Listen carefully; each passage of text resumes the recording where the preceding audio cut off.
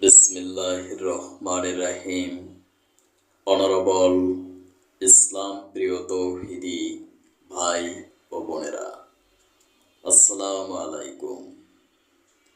বিশ্বের যে প্রান্ত থেকে আমার বাংলা কোরআন পাঠ অনুষ্ঠানটি দেখছেন, ডিজিটাল বায়োকেমিক মেডিকেল সায়েন্স হসপিটালের পক্ষ থেকে ডক্টরস টক টিভি 100K চ্যানেলের সকল দর্শক শ্রোতাদেরকে জানাচ্ছি আন্তরিক অভিনন্দন।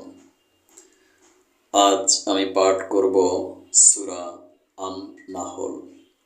সূরাটি মক্কায় অবতীর্ণ, আয়াত সংখ্যা 128টি। আজ আমি পাঠ করব প্রথম থেকে 10ম আয়াত পর্যন্ত। আয়াত প্রথম। এ বুঝি আল্লাহ তাআলার শাস্তির আদেশ এসে গেল, অতঃপর হে কাফেররা, এর জন্য তোমরা মোটেই তাড়াহুড়া করো না। তিনি মহিমান্বিত। এ অত্যাচারী লোকেরা তার সাথে অন্যদের যেভাবে শরীক করে, তিনি তা থেকে অনেক ঊর্ধ্বে। আয়াত দ্বিতীয়। তিনি ওহী দিয়ে তার আদেশ বলে তার যে বান্দার উপর চান ফেরেশতাদের পাঠান। মানুষদের সতর্ক করে দাও, আমি ব্যতীত দ্বিতীয় কোনো মাবুদ নেই, অতএব তোমরা আমাকেই ভয় করো। আয়াত তৃতীয়। তিনি আসমান সমূহ ও জমিনকে যথাবিধি তৈরি করেছেন। তারা যাদের তার সাথে শরীক করে, তিনি তার চাইতে অনেক ঊর্ধ্বে। আয়াত চতুর্থ।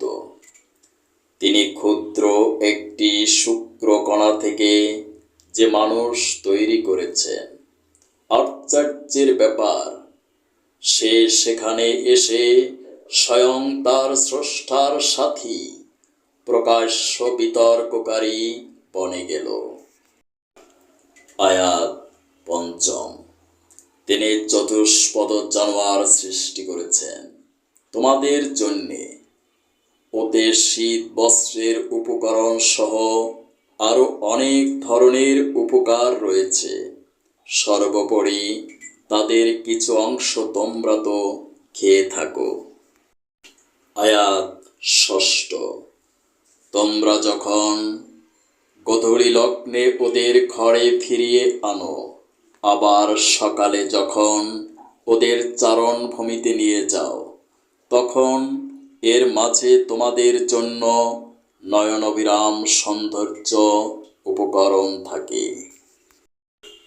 আয়াত সপ্তম। তোমাদের পণ্য সামগ্রীর বোঝাও তারা এমন দূর দূরান্তের শহরে বন্দরে নিয়ে যায়, সেখানে প্রাণান্তকার কষ্ট ব্যতিরেকে তোমরা কোনোদিনই সেসব পণ্য নিয়ে পৌঁছাতে পারতে না। অবশ্যই তোমাদের প্রভু তোমাদের উপর স্নেহপরায়ণ ও পরম দয়ালু।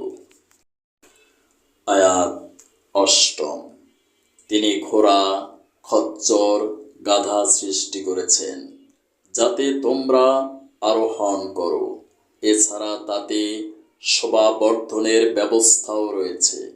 তিনি আরো এমন অনেক ধরনের জন্তু জানোয়ার সৃষ্টি করেছেন যার পরিমাণ ও উপযোগিতা সম্পর্কে তোমরা এখনো পর্যন্ত কিছুই জানো না। আয়াত নবম। আল্লাহ তাআলার উপর ভরসা করে মানুষদের সরল পথ নির্দেশ করা, বিশেষ করে যেখানে অন্য পথের মধ্যে কিছু বাঁকা পথ রয়েছে। তিনি যদি চাইতেন তাহলে তিনি তোমাদের সবাইকে সরল পথে পরিচালিত করতে পারতেন। আয়াত দশম। তিনি আসমান থেকে তোমাদের জন্যে পানি বর্ষণ করেন। তার কিছু অংশ হচ্ছে পালন করার আর কিছু অংশ এমন, সেখানে তা দ্বারা গাছপালা জন্মায়, যাতে তোমরা জন্তু জানোয়ারদের প্রতিপালন করতে পারো।